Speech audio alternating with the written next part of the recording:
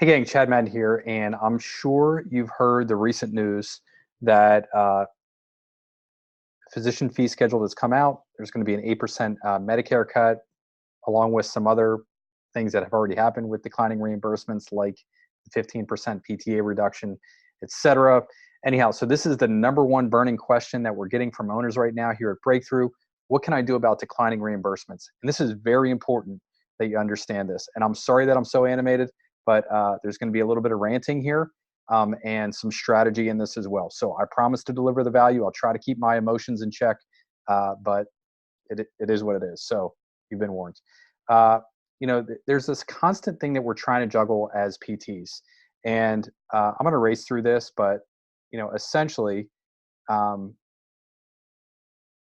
we have on one side people and relationships, right? It would be great if we could give away care for free every time somebody couldn't afford a copay or coinsurance or whatever that is. And because of the nature of us as physical therapists, many of us do this in private practice, right? We'll do anything that we can to help an employee, and we also like to help people, right? So leave an impact. It's all about that. It's not about money or anything like that. However, in order for us to keep our doors open, right, and that side is called reputation. It focuses on people and relationships and doing the right things. On the other end, in business, for us to keep our doors open, we have productivity, right? And that's more focused on activities and transactions, right? And again, that's productivity, doing things faster, better, and cheaper. And that's more focused not on doing the right things, but on doing things right, running a tight ship, right? And we're constantly trying to balance these two things. And now, for those of us that participate in Medicare as private practice owners and anybody else that uses the CMS physician fee schedule, that just got a little bit tighter, a little bit harder to run, right? So what do we do about that? Well, let's talk about what happened. The physician fee schedule was released.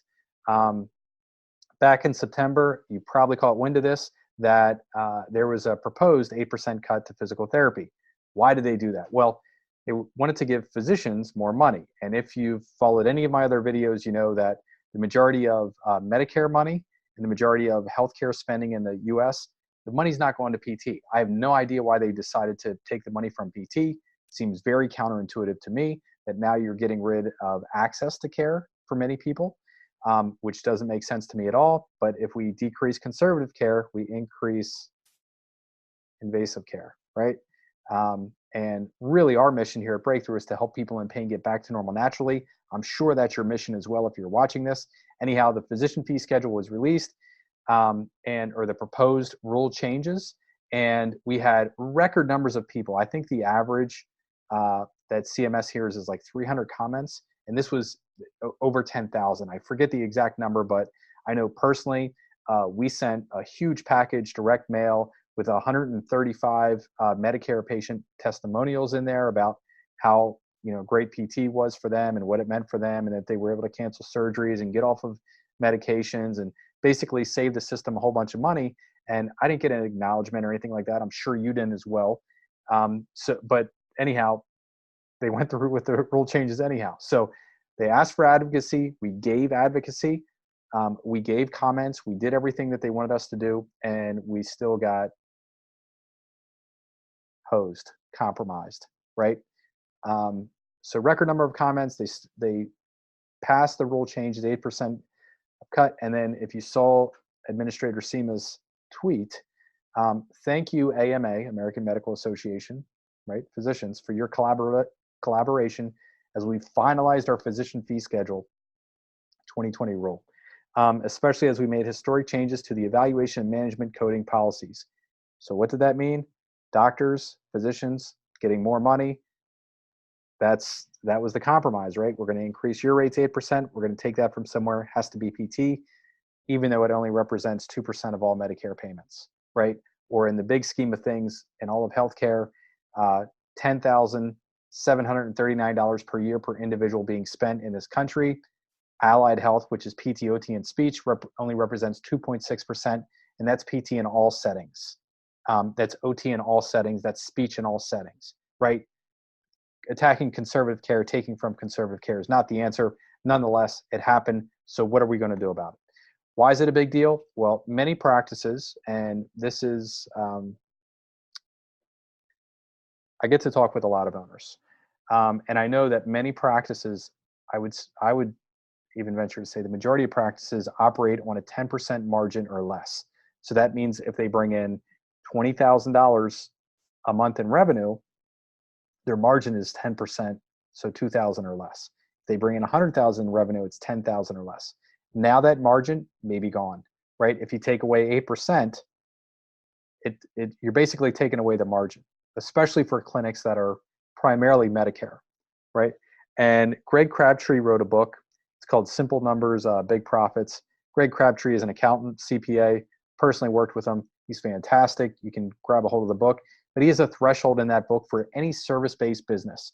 And it's, if you venture under 10% margin, your business is a risk. It's a liability, right? And you are going to struggle to keep your doors open. And now we've already had the majority of practices at that 10% or less. Yes, some practices are doing better than that, but now much of that margin is going away. So it's the same old theme, more work for less money for us in private practice, right? Go back 10 to 20 years. We're doing a lot more work now for significantly less money relative to inflation. And the time to start planning is now. This is not the time that you want to sit on your hands and wait for something to happen, wait for somebody to swoop in and rescue you. I don't think that's going to happen. And for those of you that are planning, that are proactive, I think it's going to be a tremendous opportunity. And so what can we do? More advocacy. I saw this in a couple places. I won't name where. Really? Like, we just did a ton of self-advocacy for physical therapy, and that didn't work at all. So you can keep advocating all you want for PT. I'm going straight to the best advocate, and that's the consumer. And I think a lot of owners will be joining us as we do that.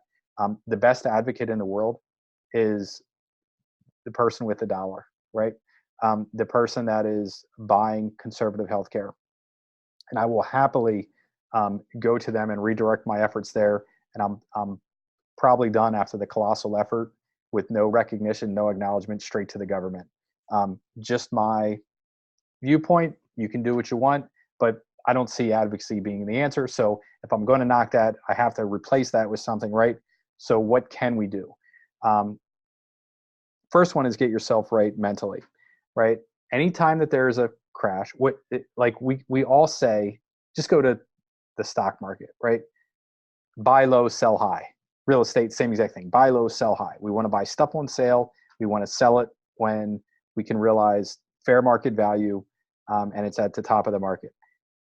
Everything is about to go on sale. What you're going to see the majority of practices do, 90 to 95% of practices, this is what happened in 2009, 2010, is as there's an economic change, as there's confusion in the marketplace, many companies pull back, they scale back.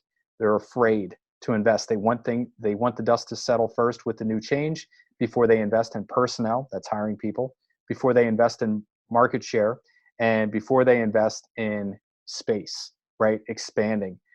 And if you heard our last PT webcast, Chris Redding was on there, CEO of USPH, and he talked about this, and he said, we want to double down, right? And that's what they did before. And he said, we woke up on the other end of that, and we were in really good shape because many of our competitors drastically pulled back. Personally, I've been waiting for this time for the last 10 years. It's exactly what we did before. And there is a tremendous opportunity here if you're prepared, if you have the right mindset as you're going forward. So what else can we do? Well, we can diversify our referral sources. If your payer mix is 50% or more Medicare, it's time to start thinking about how you can diversify and go straight to the consumer. For example, if you walk into exam room A and it's a physician referral, there's very little you can do to influence the payer mix there, right? You can't go to physicians and say, hey, by the way, only send me non-Medicare patients. However, what you can do, if you're going straight to the consumer, right, and you offer the highest quality of care in your area, and you learn how to do that exactly as we share on our platform here at Breakthrough, if you learn to go direct to the consumer, you can attract a person. Honestly, you can do a better payer mix. You can significantly influence your payer mix. You can get rid of, eliminate your lowest paying insurances. And you also attract a better client. You can attract an affluent client, or at least somebody who's willing to invest in conservative care and willing to pay for it, right? And what does that mean for you and your team? Well, now they respect you more. They view you as the authority, the celebrity, the expert in their area. They're more likely to graduate their plan of care. They're more likely to come back to you again in the future, and they're more likely to send other people to you, right? Isn't that what we all want? If you have the highest quality of care in your area, why be whimsical with your marketing? Diversify your referral sources, learn to go direct to the consumer. And another thing that you can do is get prepped. And how do you do that? You focus on building processes and systems specifically in these three key areas: personnel, marketing, and finance. And that is exactly what we're going to do. I just shared in our weekly team meeting yesterday here in my private practice, we talked about this. And the first thing I said is everybody's safe. We're going to see lots of other PT companies cut back. The job market's about to open up, especially for PTs and PTAs. And rather than pull back with them and be afraid, we're going to lean into this. We've been saving for this opportunity, waiting, biding our time. Now it's here, and we're going to do something about it. We're going to be more aggressive than normal in terms of expansion, in terms of personnel, in terms of our marketing. We're about to get a lot more aggressive, and also with regards to our finance and investments, right? So anyhow, what can you do about the Medicare cut? This is, in talking with owners that have benefited from similar experiences in the past, this is what you can do. So maybe you want to join the 90% of people that are going to pull back, or maybe you want to join the 10% that are going to lean forward. I can tell you, typically the people that lean forward, that lean into it and figure it out, they wake up with the ability to leave a bigger impact in their community, help more people in pain get back to normal naturally, help more people through their high quality of care than those that pull back.